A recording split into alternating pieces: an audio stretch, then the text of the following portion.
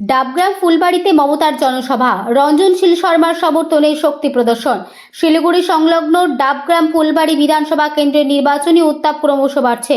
সেই আবহেই জাবরাভিটা হাই স্কুলের মাঠে অনুষ্ঠিত হলো এক বিশাল জনসভা। সেখানে উপস্থিত ছিলেন তৃণমূল কংগ্রেসের সুপ্রিমো মুখ্যমন্ত্রী মমতা বন্দ্যোপাধ্যায়।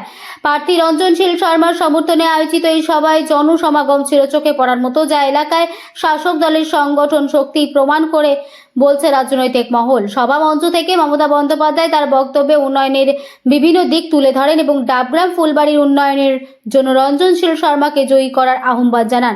তিনি বলেন, মানুষের পাশে থেকে কাজ করার জন্য তৃণমূল কংগ্রেস সর্বদা প্রতিশ্রুতিবদ্ধ। পাশাপাশি বিরোধীদের সমালোচনা শোনা যায় তার বক্তব্যে।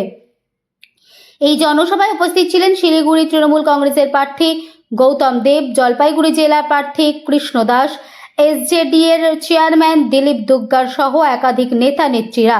এছাড়াও মঞ্চে ছিলেন শিলিগুড়ি পৌর নিগমের বিভিন্ন ওয়ার্ডের কাউন্সিলর এবং ডাবগ্রাম ফুলবাড়ি এলাকার দলীয় কর্মী সমর্থকেরা।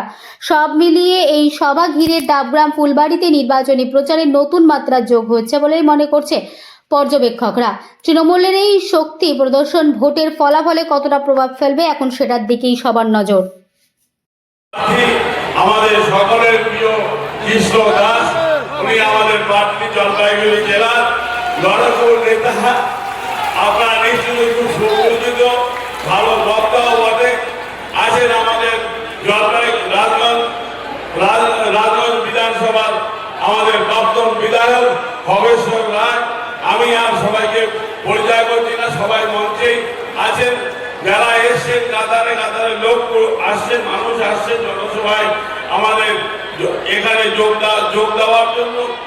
আমি অল্প কিছু সময়ের মধ্যে শুরু করি যে ভারতবর্ষের প্রেক্ষাপটে বাংলার নেত্রী মমতা বন্দ্যোপাধ্যায়কে কিভাবে মুক্তিগত করা যায়, এই ভাবনার থেকে একের পরে এক কখনো ইডি কখনো সিবিআই দিয়ে নাজেহাল করবার চেষ্টা।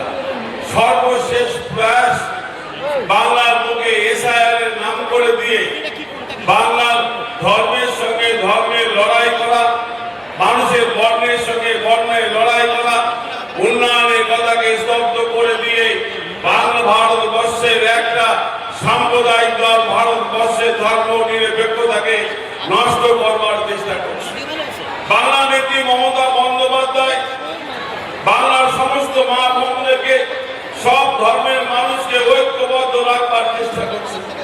বাংলার নেত্রী মমতা বন্দ্যোপাধ্যায় বাংলার আপামর গরিব মানুষ, বাংলার মায়েদের জন্য, বাংলার শিশু থেকে সর্বস্তরের মানুষকে একটা বিভিন্ন পরিকল্পনার মধ্যে দিয়ে বাংলার অর্থনীতিকে এগিয়ে নিয়ে যাওয়ার চেষ্টা করছে।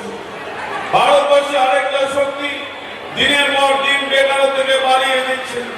তাদের নীতির ফলে ভারতবর্ষের রাষ্ট্রায়ত্ত সংস্থাগুলো আদানি আম্বানির কাছে বিক্রি করে দিচ্ছে। কিন্তু বাংলার মানুষ শান্তিপ্রিয় মানুষ, বাংলার মানুষ সমস্ত ধর্মের মানুষকে নিয়ে চলবার কৃষ্টি শিখেছে। এটাই আমাদের বাংলার ঐতিহ্য। বাংলার এই সুদৃঢ় ঐতিহ্যকে কোন সাম্প্রদায়িক শক্তি, বিবেকবাদী শক্তি বাংলাকে ভাঙে ভেঙে টুকরো টুকরো করতে পারবে না, নিশ্চিত।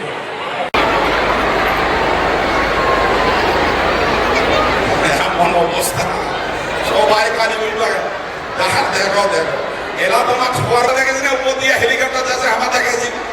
আর মোটামুটি 90 দেখাবাই অত দূর তোমার বসো এরা তোমার ছোয়ার মতন অভ্যাস যায়নি, বসো।